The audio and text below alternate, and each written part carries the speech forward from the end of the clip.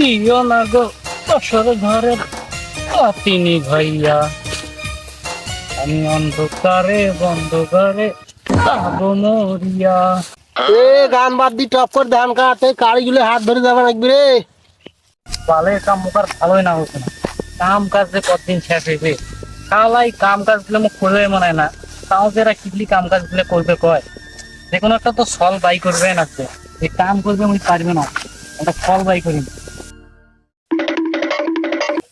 পেটটা কি হলে পেটটা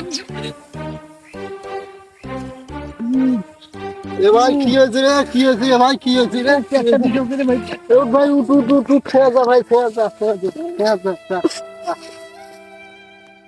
বাবু, পেটটা যে বিষয় আছে, আশেপাশে কেউ নাই রে।